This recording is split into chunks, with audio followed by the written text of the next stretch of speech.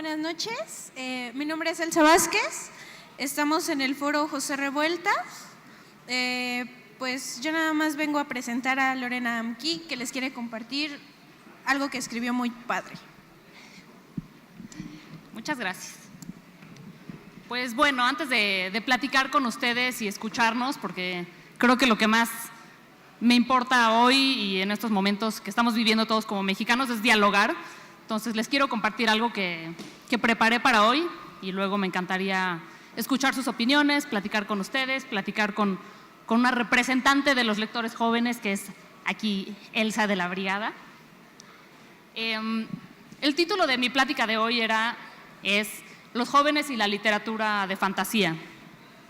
Pero me costó mucho trabajo pensar en venir y pararme aquí a hablar de vampiros, o bueno, sentarme aquí a hablar de vampiros y de fantasía, cuando la realidad que nos rodea está tan ruda, y es lo que es estos días, ¿no? Podemos los escritores, podemos los artistas de cualquier disciplina disociarnos de nuestro entorno. Yo creo que no.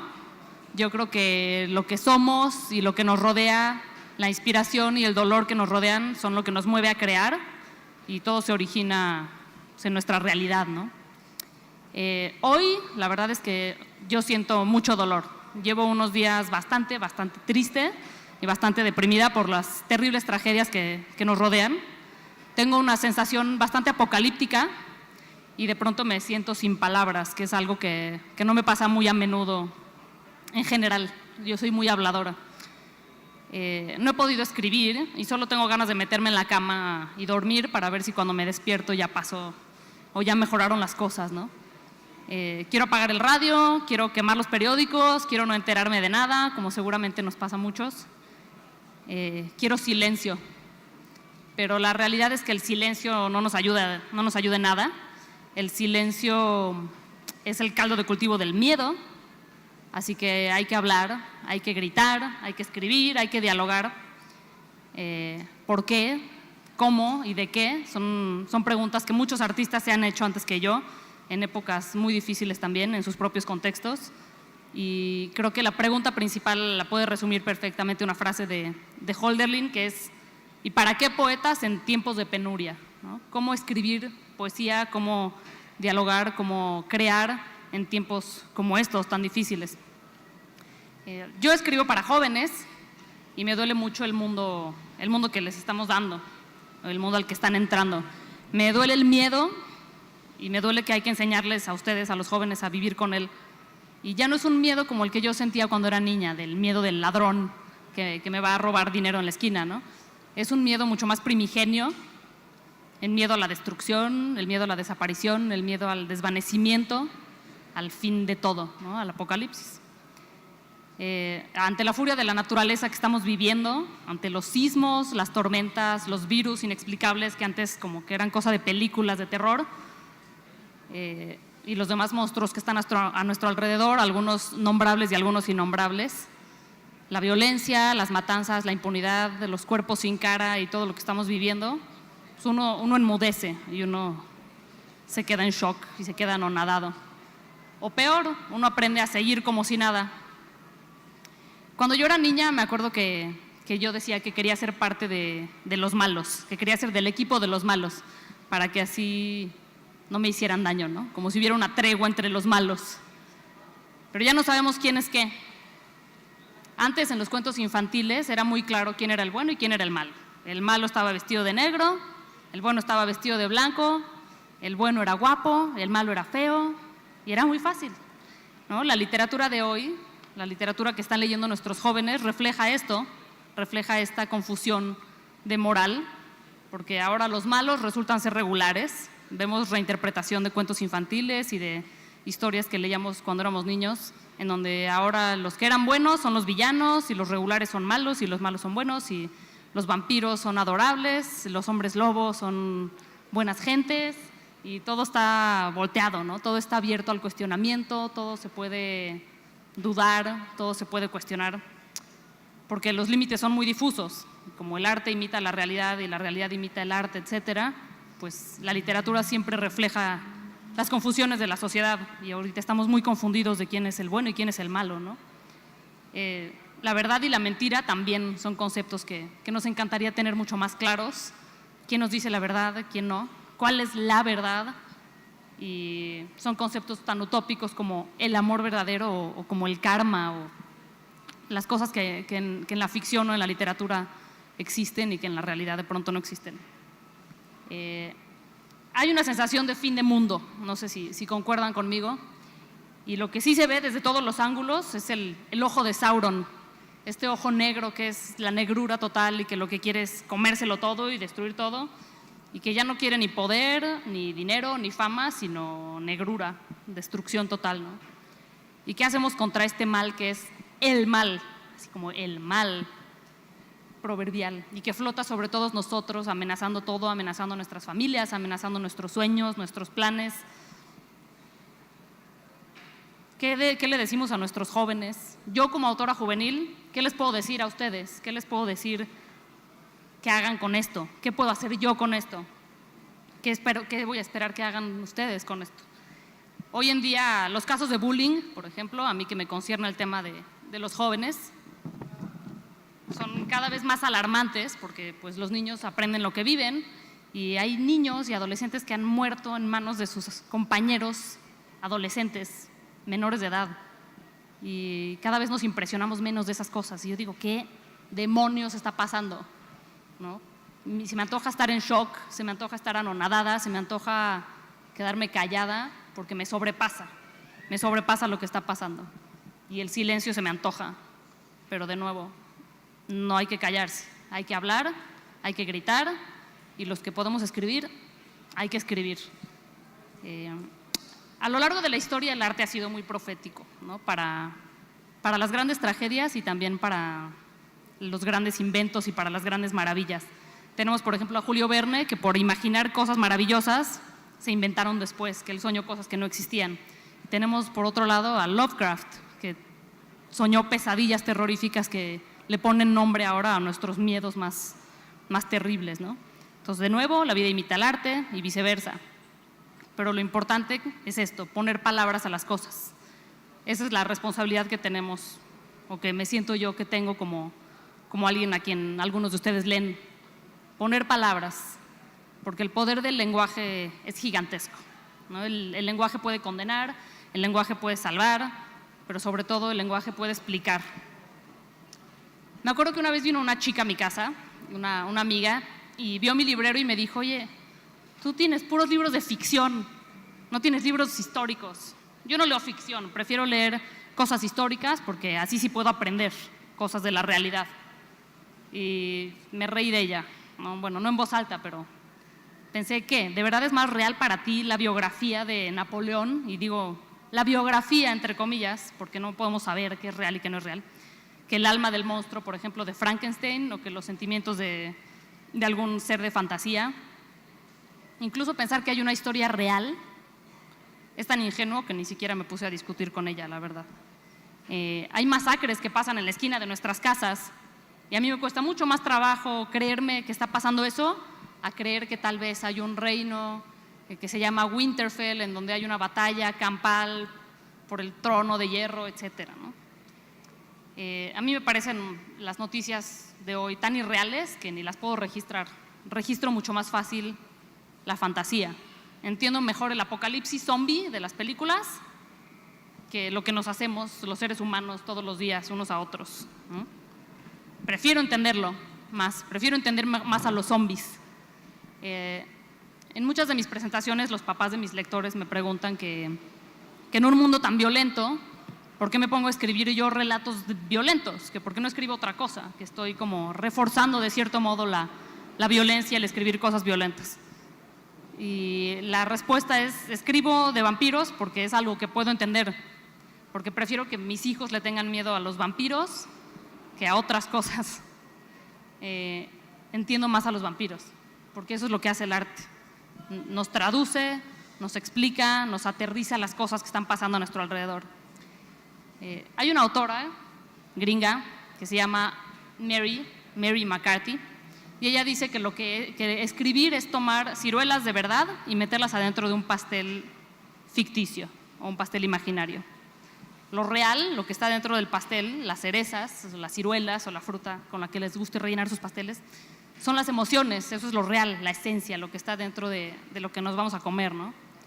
Cuando leemos una historia y sentimos algo, cuando leemos un libro y sentimos algo, es porque el autor le prestó su alma a la historia, le prestó sus cerezas, por decirlo dentro de esta misma metáfora, ¿no? Lo de adentro es real, aunque el pastel sea fantástico. Y la literatura lo que hace es cocinarnos estos ingredientes y darnos un pastel que nos podemos comer más fácil que los ingredientes sueltos, ¿no? Porque a veces los ingredientes que están alrededor nuestro son muy difíciles de digerir, como ahorita. ¿Quién han visto seguro todos ustedes o le han leído a sus hijos o les han leído a ustedes, sus papás o sus hermanos mayores, cuentos infantiles en donde las historias son de animalitos? Porque es más fácil para un niño entender que el conejito no quiere tener un hermanito a que un niño no quiere tener un hermanito. Es más fácil entender al conejito y empatizar con el conejito. Es más fácil entender a la cereza cubierta de fantasía que a la realidad, ¿no? Hay quien dice que leer fantasía es escapar. Yo creo que al revés, que la fantasía es una manera de enfrentar las cosas, que la fantasía es una manera de traducirnos las realidades y darnos algo que podemos entender, porque además no hay real o irreal, como les decía, no hay una verdad o una mentira, solo hay algo verdadero, las emociones. Las cerezas son algo verdadero, estén en el pie que estén dentro del pastel que estén, eso es lo verdadero. Pero pues volviendo al tema con el que había iniciado esta plática, que es literatura de fantasía para jóvenes, y a las preguntas que dije al principio, ¿cómo en una época como esta se puede escribir de fantasía? ¿De qué hay que escribir y por qué hay que seguir escribiendo? Pues ensayé unas respuestas para esto. ¿Cómo escribir? Pues usando los ingredientes que tenemos en la alacena. Escribir es un poco como cocinar, y hay que cocinar con lo que tenemos fresco, porque si no cocinamos con lo que hay, se echa a perder. Y si se echa a perder, pues se empieza a apestar la cocina y después ya no hay más que ingredientes venenosos con los cuales cocinar. Entonces, las emociones que tenemos, la desazón, la angustia, el miedo, esos son los ingredientes que de pronto están en nuestras cocinas y hay que cocinar con ellos y usarlos para poderlo digerir, ¿no? Otras veces habrá mejores inspiraciones y habrá inspiración en los días soleados y en las amistades y en los sueños hermosos, pero cuando hay otros ingredientes, pues hay que cocinar con ellos. ¿De qué hay que escribir? Que era mi siguiente pregunta. De todo. De lo mejor, de lo peor, de lo que está pasando, de lo que tememos que pase, de lo que podría pasar, de lo que quisiéramos que pasara. ¿Y por qué escribir? ¿No? Que es una pregunta que yo me hago todos los días como escritora. ¿Por qué escribir? ¿Necesita el mundo más libros? ¿Necesita el mundo más historias? ¿Necesitan los jóvenes más literatura cuando ya hay tanta? Por supuesto que sí. Esta sensación de apocalipsis que yo tengo, yo creo que la comparten muchos y la comparten mucho los jóvenes. La literatura crea mundos en donde ellos pueden habitar y donde podemos hablar el mismo idioma, que es el idioma de las cerezas, el idioma de las emociones. Los lectores jóvenes, ustedes los jóvenes, entienden con mucha más facilidad este idioma de las emociones puras y duras, porque están habitando varios mundos al mismo tiempo. Y lo que yo como autora pretendo hacer y lo que todos los autores para jóvenes pretendemos hacer es darles más mundos, ofrecerles más mundos, ya que este está tan desolado, ¿no? Nosotros los adultos, y bueno, ellos los adultos, yo me quiero salir del grupo de los adultos y meterme al de los jóvenes, pero los adultos le estamos demostrando a ustedes, a los jóvenes, que nosotros tampoco tenemos control del mundo y que se nos está saliendo de las manos y que el caos está descontrolado y que no sabemos qué hacer y que nadie está a cargo, ¿no? Entonces, por lo menos es nuestra responsabilidad darles algo para poder sobrevivir. Y lo que les podemos dar son sueños, son palabras y son mundos alternativos para que el arte y la realidad, que son intercambiables, se empiecen a imitar, pero en una mejor manera. La verdad es que cuando pensé en venir a esta feria me sentía fatal porque no sabía qué iba a decir. Me sentía un poco como intrascendente pensando en venir a hablar de fantasía sin relacionarla a la realidad. decía yo, me siento aplastada por la realidad que me rodea. ¿Y qué puedo hacer para salir de esto?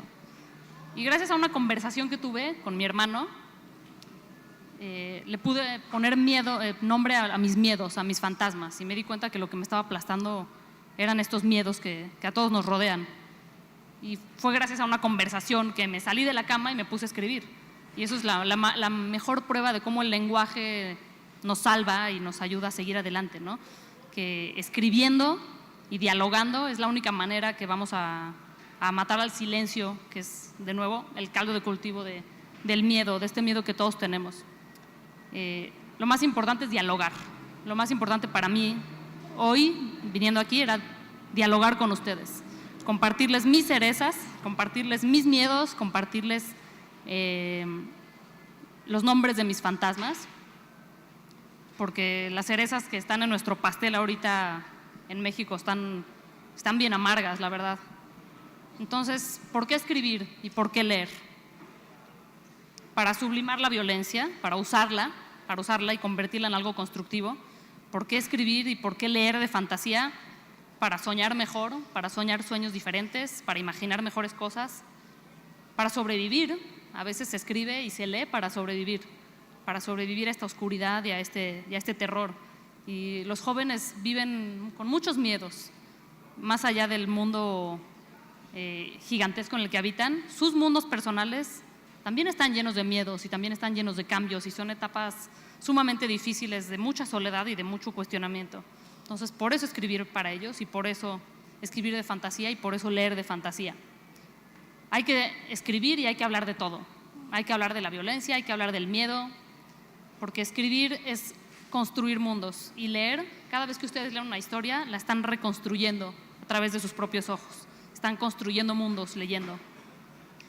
Y porque ante el miedo que tenemos hoy de la desaparición, de no existir, hay que existir. Y escribir es existir, leer es existir, es crear mundos en donde existimos, en donde además de estar en este mundo, estamos en otro.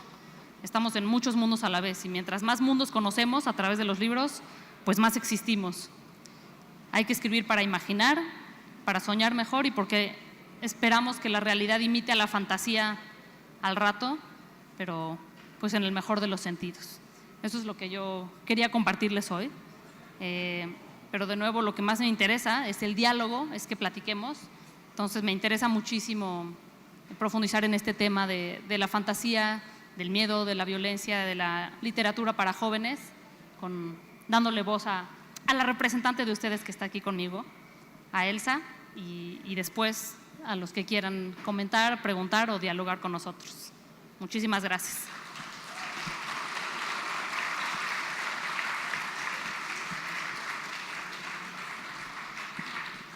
Bueno, me gustaría empezar mencionando una frase que escribes en tu libro que se me queda muy grabada, que es: la vida es difícil, más si estás muerta. Entonces yo creo que ahorita en realidad no aplica físicamente, pero aplica en tus sueños, ¿no? La vida es difícil cuando tus sueños están muertos. La vida es difícil cuando, no sé, cuando tú no te sientes bien, cuando tú estás triste, cuando no tienes con quién platicar. Esa es una de las grandes frases que escribes en tu libro, de las que pues a mí me gustan mucho. Y yo la segunda pregunta es: ¿por qué fantasía y no novela histórica? ¿Por qué? Bueno, que ya la contestaste básicamente, pero ¿por qué eliges algo en lo que se cree que solo los hombres son buenos? Algo que te hace viajar, algo que te hace sentirte especial, aunque no tengas ningún amigo.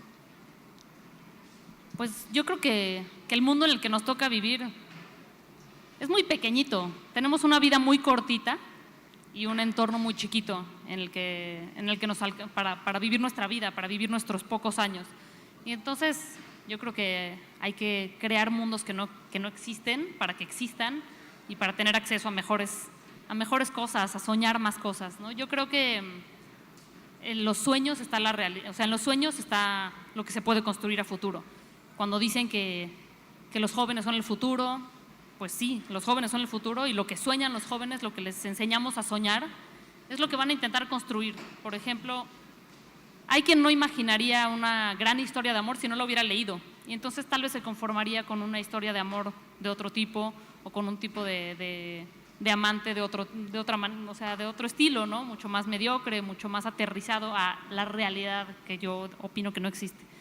Pero en cambio, cuando tienes acceso a más historias, cuando tienes acceso a más mundos, te atreves a soñar más cosas y después de que las sueñas, las empiezas a construir. Entonces, ¿por qué quedarnos con los mundos chiquitos en los que nacemos, a los que tenemos acceso, cuando podemos tener acceso a planetas, a galaxias, a lenguajes, a seres que no existen físicamente, pero que pueden existir en nuestra cabeza, ¿no? Entonces yo creo que la fantasía, volviendo al tema de inicio de esta charla, la fantasía es necesaria para sobrevivir.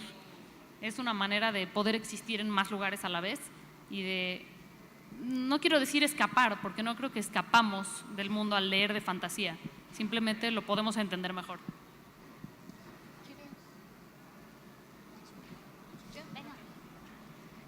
Bueno,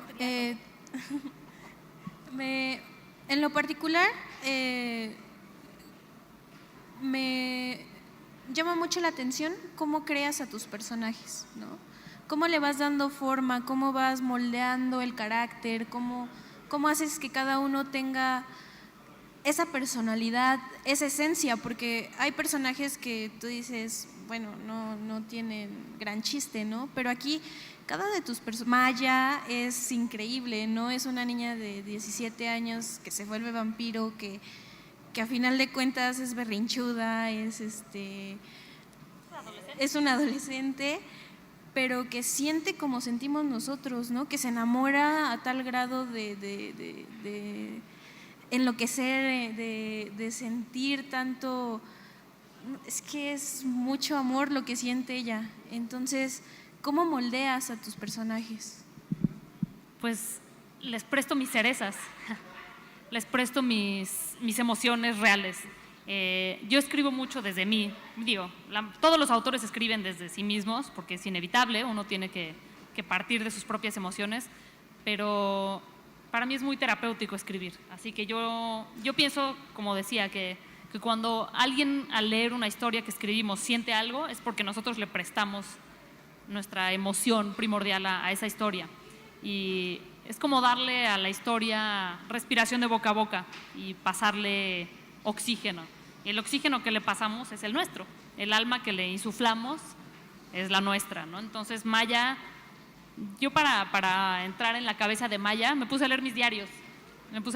Yo tengo diarios escritos desde los 9 años y me puse a leer mis diarios para acordarme de cómo sentía yo las cosas en ese momento. No se me ha olvidado porque soy bastante adolescente en mi manera de sentir.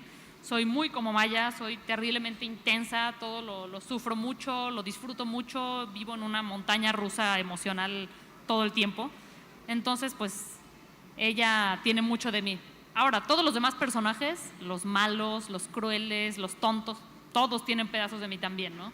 Todos son un rompecabezas del alma de Lorena, porque si yo no tuviera esa maldad, no la podría transmitir. Y si yo no imaginara el mal, no podría hacerle tanto daño a mis personajes, ¿no? Me preguntaban en una última presentación en la Biblioteca Vasconcelos que por qué le había hecho tal o cual a uno de los personajes, ¿no? No voy a decir a quién, para los que no han leído, pero, o sea, ¿por qué le hiciste eso a este personaje si todos lo queremos tanto? Yo, porque soy una mala persona, ¿no? Soy una mala persona, soy una sádica, soy cruel, soy todo lo que son mis personajes. Por cierto, que hoy, como pueden ver en el cartel, ya estamos hablando como de presentación o charla de la trilogía completa. Ya es un cierre de ciclo para mí, que es una despedida de este mundo oscuro que creé con estos personajes a los que mencionas. Y eso, pues, aunque me llena de felicidad, también me llena de melancolía y de nostalgia estarme despidiendo. Pero pues sí, les quería comentar eso, les quería comentar que me despido este año de los personajes de esta trilogía. ¿Qué viene después de Vampiros, ¿qué viene ahora? ¿Qué es lo que sientes? ¿Qué es lo que quieres escribir y qué es lo que quieres transmitirnos? Pues vienen muchas más preguntas, ¿no? Las novelas nacen por mi parte de cuestionamientos que me hago y que respondo al escribir, como me pasó incluso con el mensaje que les compartí. Me pregunté por qué me siento así, por qué me siento tan desanimada, y llegué a la respuesta escribiendo. Yo con esta trilogía me preguntaba, ya muchos lo saben, si el amor puede ser eterno y cómo es, cómo se puede vivir o cómo se puede sobrevivir la eternidad. Yo empecé con esas preguntas, preguntándome si yo querría vivir para siempre, y las contesté a través de esta trilogía. Entonces tengo otras preguntas nuevas para nuevas novelas. Mi próxima pregunta que verán respondida, o como la intenté responder, van a poderle compartirla conmigo el año entrante, a inicios del año entrante. Y la pregunta era: ¿hay más opciones además de adaptarse o morir en un mundo social, en el mundo social de nuestros adolescentes, en el mundo de la escuela de ustedes, los jóvenes? ¿Solamente uno puede adaptarse o morir, o se puede hacer una tercera opción? Porque muchas veces la gente que nos sentimos diferentes o que somos los raros de nuestro entorno, sentimos que o dejamos de ser lo que somos para pertenecer, para tener amigos, para ser populares o para lo que sea, o morirnos o desaparecer o convertirnos en una sombra, ¿no? En una nada.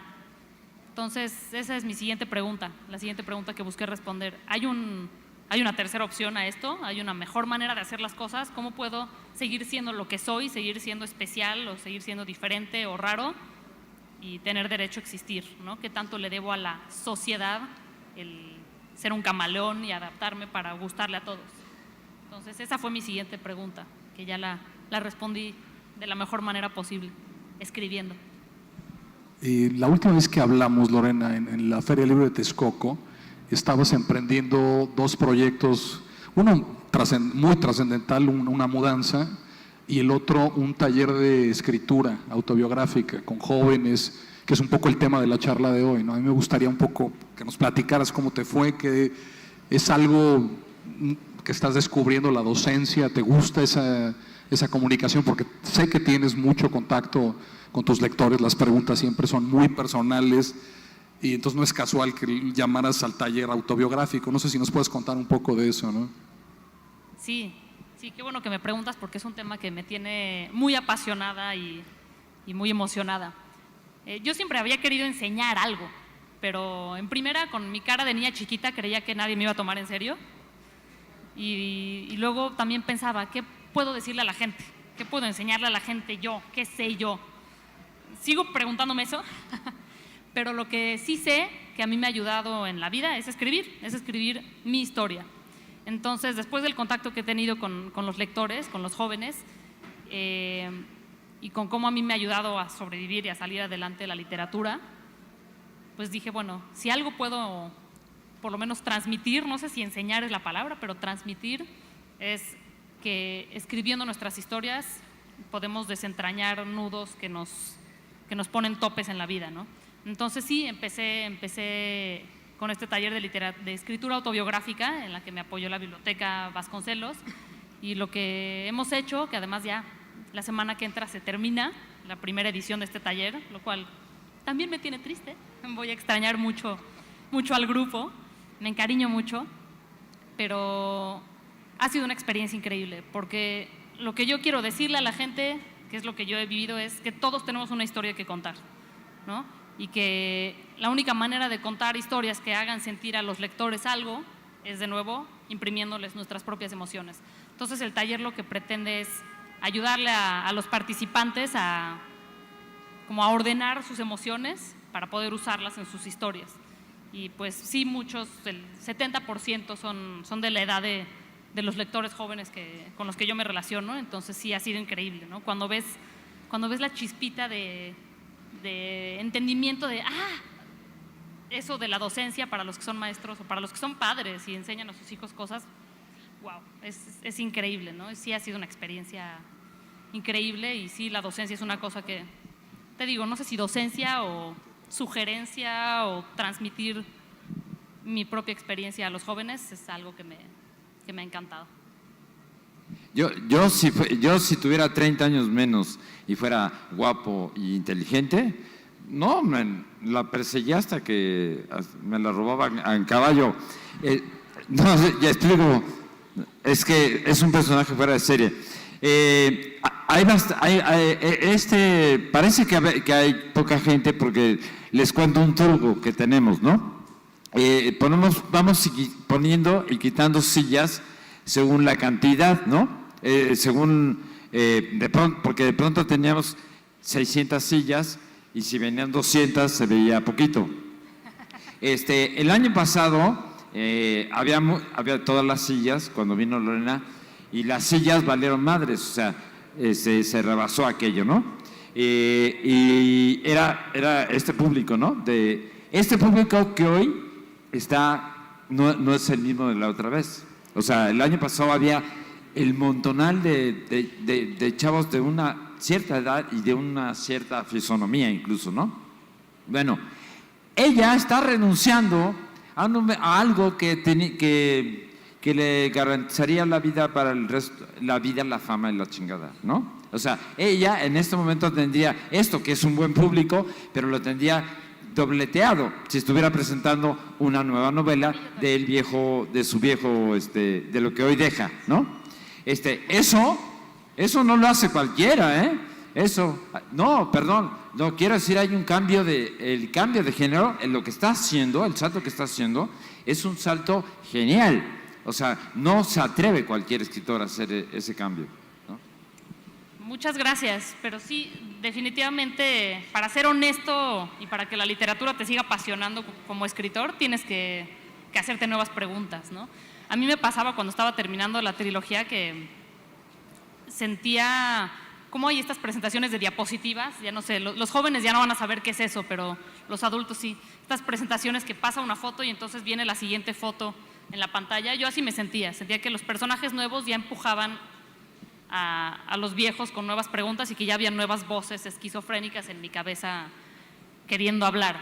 Uno tiene que hacerse nuevas preguntas y pues sí, yo podría escribir 8 libros de estos personajes porque son eternos. Voy a decir una cosa antes, perdón, de devolverle el micrófono a Elsa, y que tiene que ver con lo que dice Belarmino. En un año que llevamos de conocerte y que nos has acompañado en las ferias que hacemos por toda la periferia y que te he leído, sobre todo yo ya lo he confesado en público, yo solo leí Gothic Doll, leí la primera, no he tenido tiempo de leer las otras, pero sí que leo la columna de Lorena en Sin embargo, ¿no? Y he notado, es muy claro, la diferencia de tono de tus columnas a las novelas. Entonces claramente estás invitando, creo que es lo que dice Belarmino y es mi explicación. Pero no te vayas.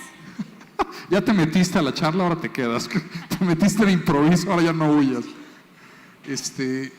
Y entonces yo siento que lo que está sucediendo es que tú estás creciendo, o sea, ese mundo lo estás un poco abandonando o lo estás transformando y estás invitando, te estás llevando a la gente a otro espacio y a otra. Y eso a mí se me hace interesantísimo también, conocerte en ese momento. Por lo menos desde donde yo estoy sentado es como lo he visto, ¿no? Esa sería mi explicación. Pero pasemos pues, yo no pretendo para nada dejar ese mundo, porque el tema de los jóvenes me mantiene joven a mí, ¿no? Ustedes, los lectores, son los que me dan las historias. La nueva historia que van a poder conocer el año que entra está inspirada en muchos de los lectores que me comparten sus historias, que se relacionan conmigo a través de mails, a través de chats, a través de los talleres. Más que dejar este mundo, quiero pensar que lo estoy expandiendo un poco, ¿no? Que estos mismos lectores, yo también les tengo fe. Yo ya estoy cansada de escuchar que los jóvenes son apáticos, que los jóvenes esto y que los jóvenes lo otro y que los jóvenes no leen. En mi experiencia, pues hay que ofrecerles mejores cosas y cuando pasa, se acercan. Entonces, yo he hecho muchísimos concursos en mis redes sociales de poesía, de cuento, de carta, de dibujo, de fotografía y tengo siempre muchísimas participaciones.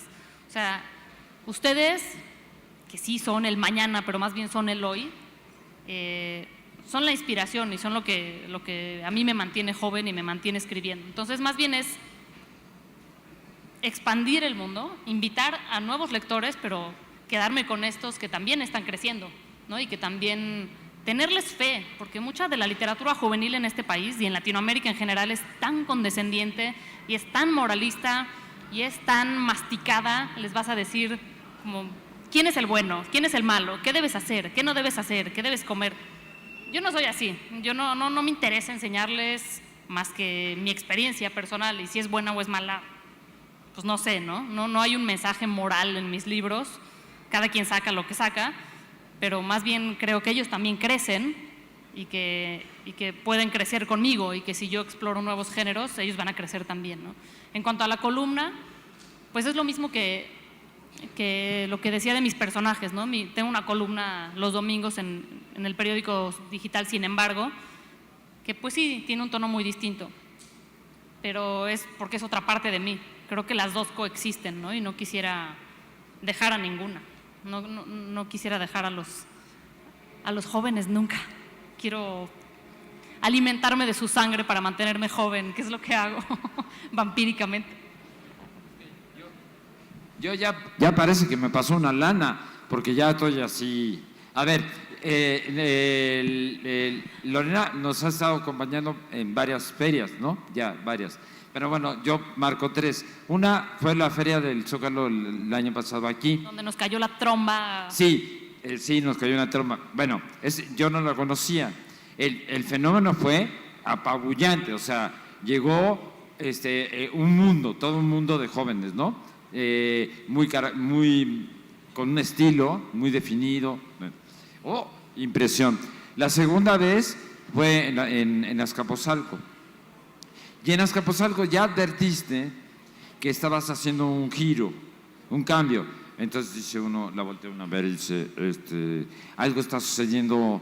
O sea, bien, no, el por qué creo que que sí me dio una lana es porque ya estoy pensando, y seguro me la estoy jalando, porque soy de ese estilo, ¿no?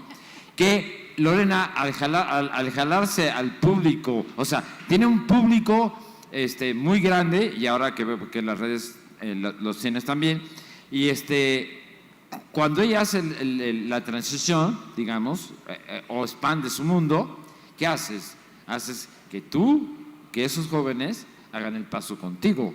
Eso no es enchilame otras. Sí me dieras una lana, ¿eh? Acá. Pues a ver, falta convencerlos, falta que… O sea, uno como lector, a mí muchas veces me dicen los jóvenes, no, gracias por escribir esta historia. Y yo digo, no, gracias por leer. Yo voy a escribir porque yo tengo que escribir, pero gracias por leer, gracias por tener la fe de dedicarle tu tiempo a mi libro, ¿no? A mi historia. Entonces, pues falta que den el salto conmigo. Yo les tengo toda la fe, y si no lo dan es porque yo hice algo mal, no ellos. ¿Tú qué opinas, Elsa? ¿Tú qué opinas, Elsa? Pues yo creo que yo voy a crecer contigo, yo voy a leerte, me encanta. Sí, siempre esperas más, ¿no? O sea, siempre esperabas, bueno, en mi caso siempre esperé más historia de Maya, siempre quería más, pero bueno, eso puede ser Vialucí, pero yo voy a crecer contigo. Y en lo que yo sí te puedo agradecer y quiero agradecerte y no voy a cansarme de agradecerte es que nos des vida, ¿no? A las personas que estamos atrás, a las sombras, nos das vida.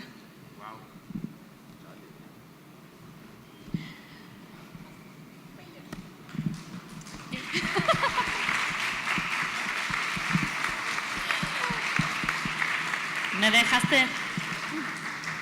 De nuevo, yo soy alguien que sufre de verborrea y me dejaste sin palabras.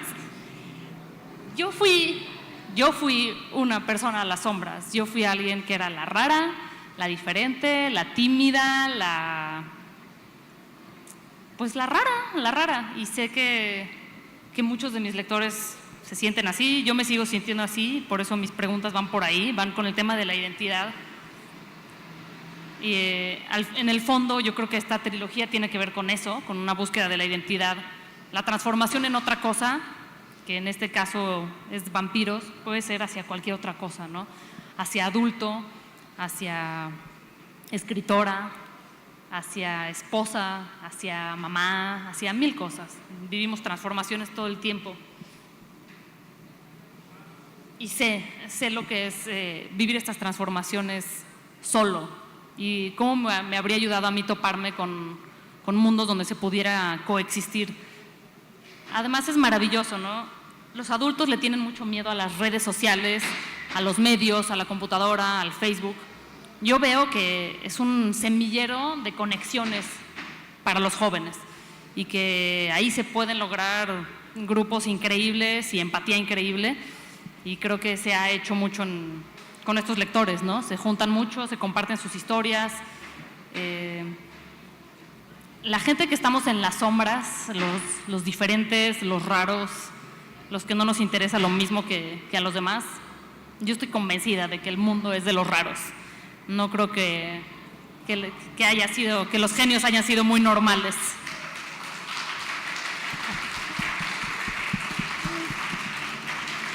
Y creo que ustedes, la gente que tiene las ideas más novedosas, los pensamientos más originales, que se visten diferente, que piensan diferente, que se peinan diferente, que se atreven a ser diferentes a pesar de que el contexto a veces les exige mutilarse para pertenecer, pues hang on, como dirían los gringos, quédense ahí, tengan la fortaleza de seguir siendo. Cuando a mí me preguntan cómo me convertí en escritora, bueno, porque yo veía la montaña a lo lejos, y era una montaña que estaba muy lejos y que estaba muy, muy alta, pero yo sabía que iba a llegar a ella, y entonces fui tomando los pasos para llegar.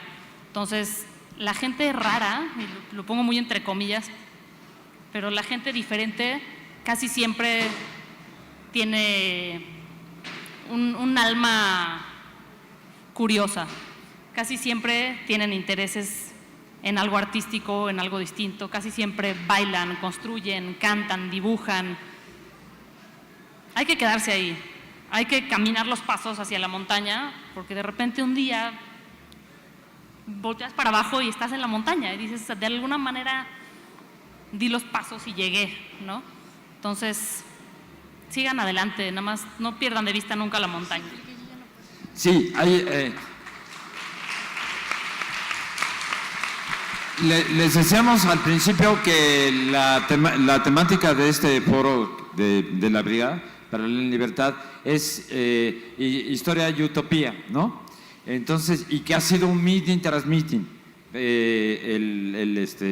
la feria. El padre Solalín, hermanos Senarnas, los compañeros de Ayotzinapa, en fin, ¿no? Ha sido un meeting tras meeting. Pero al mismo tiempo, por ejemplo, y no sé si ya lo dije al presentarla, vino San Juana Martínez a presentar Las Amantes del Poder, y vino con ella la hoy defensora de Mireles, que es una de las amantes del poder. Bueno, el caso es que hemos visto dos planos del monstruo en el que vivimos, ¿no? Y uno es un monstruo no solo de hoy, es un monstruo histórico. Entonces, bien, aquí hay otro, o sea, está el monstruo político, ¿no? El monstruo, y está el monstruo creado milenariamente, pues, que sondea, ¿no? Que revisas, que asomas, que no sé qué. Es decir, no estamos.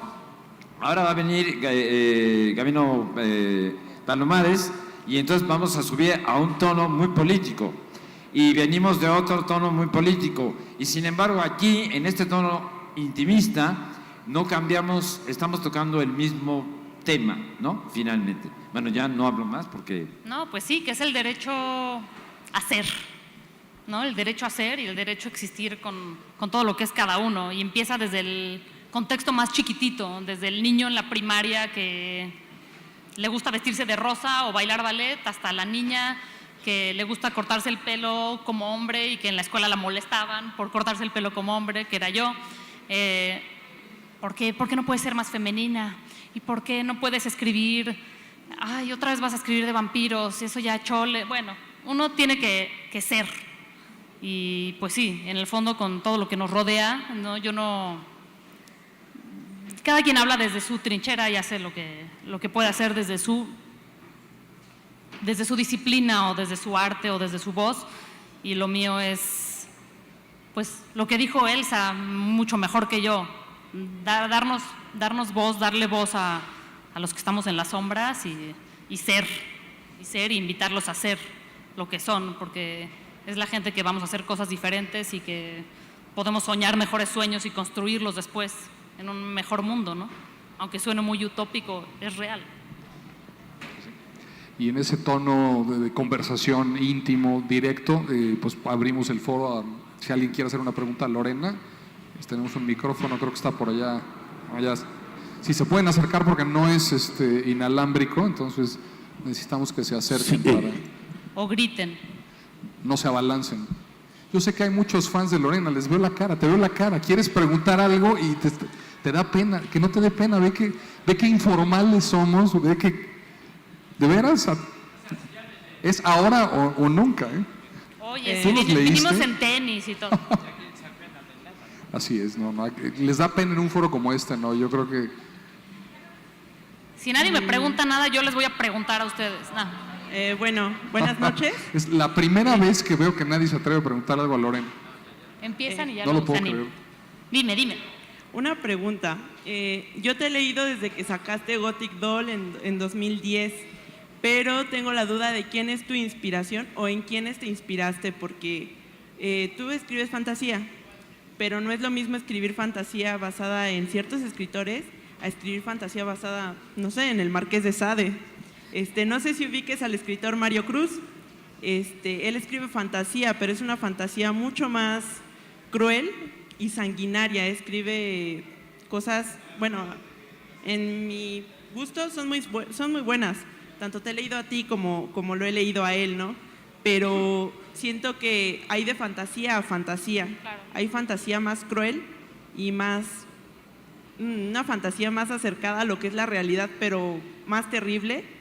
Y hay fantasía como la tuya. Siento que la tuya, aunque está basada en la realidad, es un poco más aceptable en el Digerible. Exactamente. Entonces, ¿quiénes son tus inspiraciones? Porque, como te digo, no es lo mismo escribir fantasía de vampiros como lo fue Maya, Bel, todos estos personajes, a basarse, no sé, en el Marqués de Sade, como te comentaba. Pues sí, hay muchos tipos de fantasía y muchas inspiraciones. He leído al Marqués de Sade, pero no me atrevo a reinterpretarlo. Creo que ya lo dijo todo en los 120 días de Sodoma. Mis gustos literarios son muy variados. Increíblemente yo creo que descubrí la fantasía escribiéndola. Yo no puedo decir que antes de escribir esta trilogía fuera una fan aguerrida, por ejemplo, del anime o de cosas que muchos de mis lectores leen y de los cuales yo ya soy fan porque ellos me metieron a esos mundos. Sí, claro, hay fantasía que lleva la realidad al límite. Por ejemplo, a mí me encantan los libros de los Juegos del Hambre. Me encanta además la realización de las películas y se me hace una metáfora increíble de cómo es el mundo, que es un mundo en donde nos matamos unos a otros para sobrevivir. Eso es la realidad llevada al extremo. Y hay la fantasía como en el concepto infantil de la fantasía, las hadas, las princesas. Yo creo que yo definiría mi estilo como una fantasía realista, pero no porque sea realista en cuanto a los vampiros, sino porque me interesa mucho tratar de convencer a los lectores de cómo serían si existieran, ¿no? Me metí mucho en la piel de estos seres para ver cómo sentirían, cómo se siente el hambre, cómo se siente el sol, cómo se siente… Mi inspiración es todo lo que he leído, y he leído… el primer libro que leí en mi vida fue Mujercitas, ya he hablado de él en otros foros, y pues la escritora de Mujercitas fue mi inspiración para ser escritora, y es el libro más cursi y moralista que existe, ¿no? Pero esa es parte de mi inspiración. Pues el Marqués de Sade también es mi inspiración, no porque me inspire en él, sino porque todo lo que lees, todo lo que comes, por todos los medios, pues se integra a tu cerebro y lo acabas reinterpretando, ¿no? Uno reinterpreta todo lo que se come. Entonces he leído muchas novelas históricas que también las disfruto mucho. Me encantan las novelas de personajes de la realeza, me encanta desmitificar el tema de las princesas y las reinas, como todas las niñas quieren ser princesas, y yo leo las historias de las reinas y y son escalofriantes, ¿no? Me gusta Lovecraft, me gusta Edgar Allan Poe, me gustan los cuentos hispanoamericanos, me gusta, ¿qué te puedo decir? Me gusta Melino Tom, que es una autora belga que escribe cuentos historias absolutamente íntimas. Me gusta todo. Entonces no tengo, es la pregunta más difícil que siempre me puedes hacer, mis autores favoritos o mis inspiraciones literarias. Me inspiro mucho en mis propias vivencias, en mis diarios. Muchas chavas me preguntan que quién es mi inspiración para Abel. Es el batido de muchísimos hombres imaginarios y reales a los que he amado a lo largo de la vida. Mi inspiración para Maya soy tanto yo como mi hermana menor, como mis amigas que eran igual de tempestuosas. Es muy difícil como, creo, categorizar qué es lo que te inspira para cada cosa. Todo está dentro de tu cabeza mezclado y tú lo reinterpretas, ¿no? ¿Ven cómo soy muy habladora? Hay una pregunta por ahí, ¿no? Sí, ahí. Media hora para cada respuesta. No sé si es una pregunta o un consejo. Estaba hablando de que daba taller de redacción autobiográfica y me he dado cuenta que, por ejemplo, en el arte de la pintura, cuando uno le piden que haga su autorretrato, cuando uno no tiene la técnica, pues a veces dibuja algo fantasioso, que cuando alguien lo ve dice, pues ese no eres tú. Pero un maestro de arte dice, pero tú así te ves. No sé si esto aplique para la redacción autobiográfica. Por supuesto. Yo tuve una discusión con una de las participantes en el taller justamente que decía, pero es que no puedo escribir de mi infancia porque no me acuerdo exactamente cómo fue. Digo, a nadie le importa exactamente cómo fue, no existe la objetividad, existe tu punto de vista y es lo único que importa, ¿no? Cuando les leía lo que había preparado de esta mujer que decía que ella prefería leer cosas históricas porque aprendía más, es igual de relativa a esa realidad que cualquier otra, ¿no? Siempre hay un narrador, siempre hay una mirada subjetiva detrás de cualquier historia. Entonces, claro, uno se ve a sí mismo de maneras que los demás no se pueden imaginar, ¿no? Uno de los ejercicios en este taller era descríbete a ti mismo en 5 palabras y luego pídele a tu mamá que te describa en 5 palabras y luego pídele a tu mejor amigo. Y siempre es diferente. O sea, nunca va a coincidir cómo nos ven a cómo nos vemos. Y lo valioso de un taller de este tipo es darle fuerza a tu historia personal, no a cómo los demás te dijeron que eres, ¿no? Nos ponen una cantidad de etiquetas a lo largo de la vida, y eres la fea, y eres la rara, y eres la chaparra, y eres la loca, y eres la... ¿Pero qué soy yo? Voy a contar la historia en base a lo que yo creo que yo soy, y ese es el valor para un taller de este tipo, ¿no? Ya. ¿Alguien más? Bueno, Perdón. Hola. sí, yo leí tus libros desde que yo los encontré, de verdad que me enamoraron, eres fantástica y te agradezco mucho todo. Bueno, yo pienso en general que tú dices que es tu mundo y que nosotros lo compartimos contigo. Tú le das voz a muchas personas que no la tienen o que piensan que no la tienen. Creas un mundo, no solo para ti, sino también para todos los que no pueden hablar y que intentan hacerlo pero no saben cómo. Tú lo hiciste y de verdad que me encantó. Muchos piensan que te vas a alejar de lo que es la trilogía de Gothic, pero yo digo que no es cierto. Como tú dices, expandes tu mundo a otros horizontes. Eso está genial. Si tú haces un libro de cualquier otra cosa, te juro, yo lo leo. Me encanta cómo escribes. Porque, bueno, yo pienso que le das esa voz a esas personas. Y aunque no sean las mismas personas, otras personas les van a gustar esos libros. Esas personas van a seguir escuchándote, seguir apreciándote por lo que eres y por lo que vas a seguir siendo en un futuro. Y lo que te digo, pues, es que gracias y que eres una persona fabulosa. Te admiro mucho. Gracias, muchas gracias. Muchísimas gracias. Les digo nada más rápido para que veo que hay 4 formados. Nos quedan 8 minutos y no me gusta ser puntilloso. El problema es que tenemos a Gabino Palomares después y tienen que montar y está. Entonces, sean por favor breves. Bueno, ¿puedo contestarle rapidísimo? ustedes me dan la voz de vuelta. La verdad es que muchísimas de las historias que están en mi cabeza es por el diálogo que tengo con los lectores. Entonces, no, al revés. De nuevo, gracias por leer. Por favor, voy a también ser breve. No, sí. Yo estoy súper intrigada para saber si vas a seguir haciendo cosas sobre ficción, sobre fantasía, sobre estos mundos que reflejan mucha parte de la realidad, pero de una forma distinta. Yo sigo intrigada. ¿Va a seguir siendo de fantasía sobre tu siguiente novela o lo que vayas a sacar? Perdón, no entendí. ¿Cuál es la pregunta? Que si vas a seguir escribiendo sobre fantasía. Que si voy a seguir escribiendo sobre fantasía. Depende cómo definimos fantasía, ¿no? Uno puede fantasear con el hombre ideal, igual que puede fantasear con ser escritor. Entonces, de cierta manera, sí, yo creo que voy a siempre escribir acerca de la fantasía.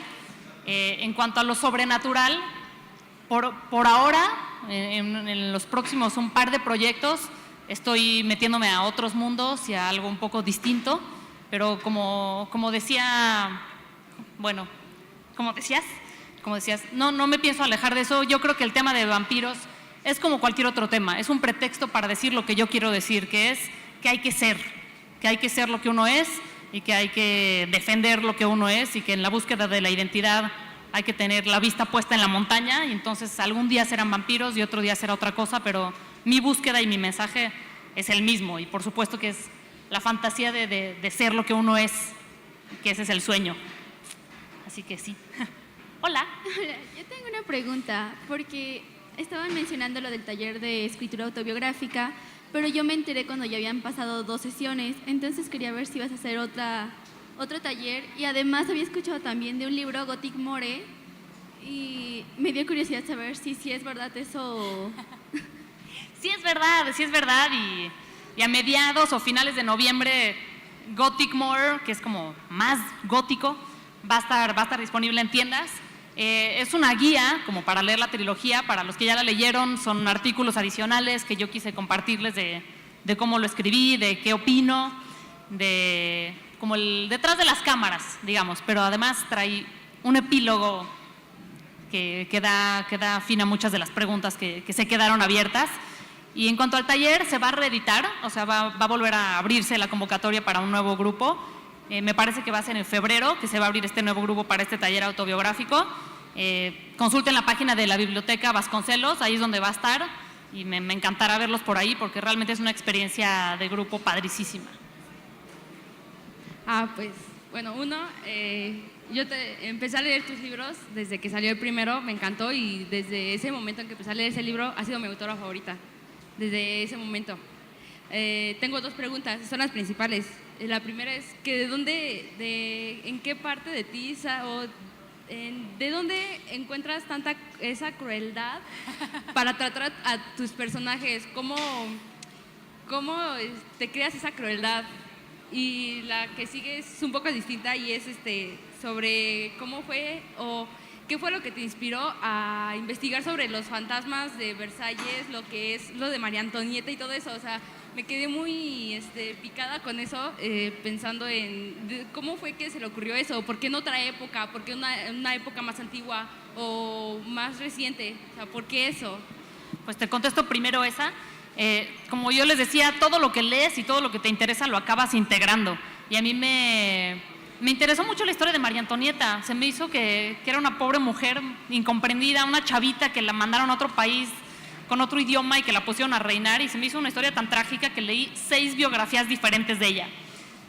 Por ocio, así, porque me interesó. Y entonces cuando llegó el momento de estar en París, dije, bueno, ¿quién estaría por aquí en París? Algo tiene que ver por ahí, ¿no? No estuvo planeado ni mucho menos, sino que más bien, como yo tenía eso, como yo había leído eso, pues lo pude integrar, ¿no? Esa es una. ¿Y de dónde saco tanta maldad y tanta crueldad? Ay, yo creo que todos la tenemos. Yo creo que todos tenemos un lado negro. O sea, bueno, estoy convencida que el ser humano tiene un lado oscuro y un lado menos oscuro. Yo saco el mío aquí, yo saco el mío escribiendo. Sí. Otros lo sacan peleándose con la gente, otros lo sacan jugando juegos de video, otros lo sacan, no sé, cantando. Cada quien saca su lado oscuro o su lado del patos, de otra manera, ¿no? Yo lo saco en esta violencia. Yo tengo mucha violencia, creo que todos la tenemos, pero por suerte encontré el vehículo perfecto para sublimarla. Muchas veces yo no decido qué le pasa a los personajes. Ellos se meten en problemas y yo simplemente estoy ahí tratando de sacarlos de las broncas en las que se meten. Pero los personajes, desde el momento en que los creas, tienen su propio destino y tienen su propio camino. Y cuando te tratas de meter en su camino para cambiarlo, es cuando se siente la mano del autor y se echa a perder la historia. Yo he aprendido mucho a zafarme de eso y a dejar que las cosas pasen. Y he llorado mucho, He llorado mucho con las tonterías que hacen, he sufrido mucho con lo que me hacen hacerles. Es un poco como los esposos violentos. ¡Mira lo que me hiciste hacer! No. En un mundo de tanta violencia, la tengo que sacar. No vamos a suspender, no vamos, obviamente si me quiero casar con ella, bueno, me querré casar. No, vamos a hacer una cosa, como necesitan como 20 minutos o algo así para montar aquí, mientras se puede hacer abajo, ¿no? Hacer abajo con esos 2 micrófonos y lo hacemos más informal. Buenísimo. ¿Sí? Entonces, bueno, y entonces sigue el ese. Y quitamos los que esto y entonces, que se instalen. Pero entonces alojemos el escenario, ¿no? Huequemos el ala. ¿Acá estorbo? Adelante. Buenas noches. Tengo 2 preguntas. La primera es, bueno, nos estás diciendo que tú quieres dar un mensaje hacia las personas que están en la sombra, pero me imagino que también en tu obra debes de tener un cierto mensaje implícito hacia las personas que provocan que haya gente que esté en la sombra.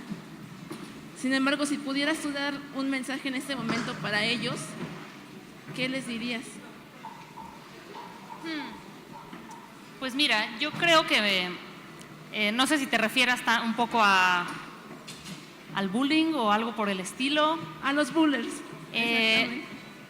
Generalmente se sabe que los bullies sufren su propia violencia en sus propios contextos, ¿no?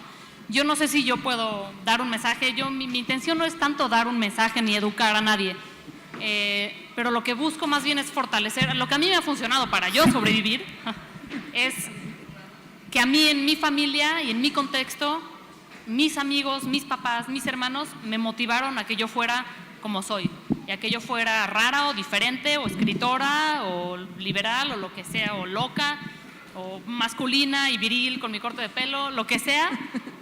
Mi contexto, mi círculo íntimo me apoyó mucho a ser como soy, y eso fue lo que me permitió sobrevivir y crecer. Entonces yo creo que lo que se puede hacer más bien es eso, es alimentar que cada uno luche por su derecho a ser. La gente que agrede, la gente que es violenta en esta violencia no sublimada, pues, ¿qué te puedo decir? Que la sublimen, que escriban, que jueguen videos, que pinten, que vayan a terapia, no sé. Mi mensaje o mi vivencia personal se relaciona más con la gente que ha sufrido esto y que necesita sentirse acompañada en estos procesos, porque es lo que yo viví. Entonces, más bien, voy más por ahí, supongo. La segunda pregunta es, ya nos dices tu opinión sobre los Juegos del Hambre, pero en general, ¿cuál es tu opinión sobre la literatura fantástica que hay en la actualidad y que no sea de tu autoría? Creo que está creciendo muchísimo, creo que justamente este como boom de la literatura juvenil le está dándole paso a muchísima literatura de fantasía, porque por alguna razón se relaciona lo fantástico con los jóvenes, como si los adultos no necesitáramos fantasear y no necesitáramos habitar mundos diferentes. Creo que hay de todo, como en todo, hay cosas de muy buena calidad, cosas de muy mala calidad, lo que sea que haga que la gente lea es maravilloso.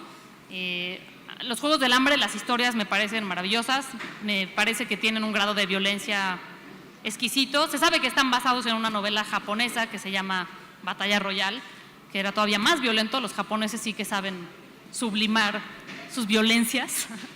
Me parece que la fantasía, como decía, es necesaria para la sobrevivencia, ¿no? Y que todo lo que haga que la gente lea y expanda su mente y luego lea otras cosas es igual de válido. Se puede aprender igual de la fantasía que de la realidad. Muchísimas gracias.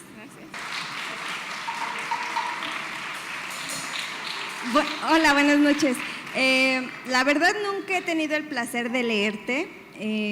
Básicamente vine aquí por la plática, por un tema que estoy investigando en la escuela. Yo soy de creación literaria de la UACM.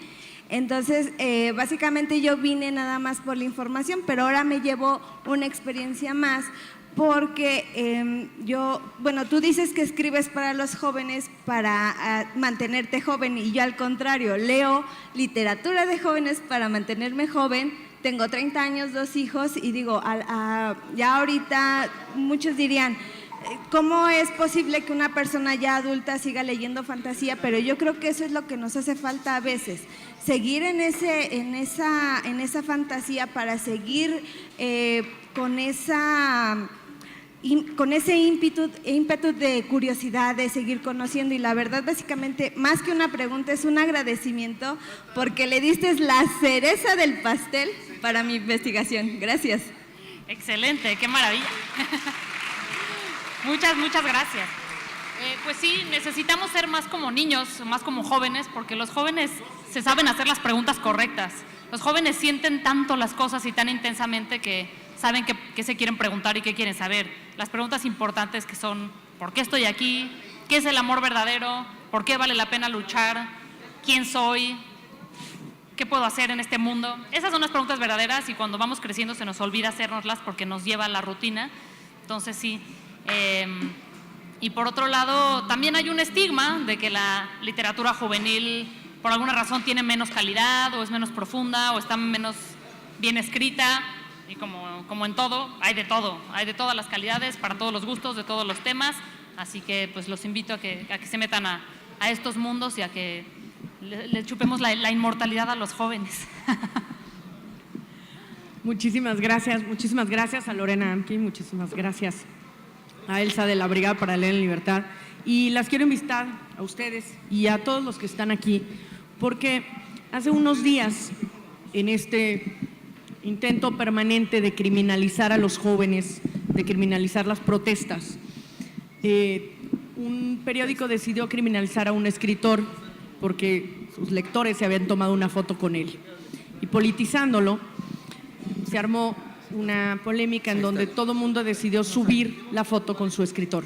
Y ese escritor es el director de la Brigada para Leer en Libertad, Paco Ignacio Taibo, y sus lectores, profundamente ofendidos por haberlo criminalizado de esa manera, decidieron hacer una protesta.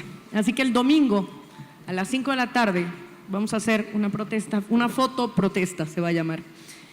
Y es muy sencillo, simplemente para decir que somos lectores, no criminales.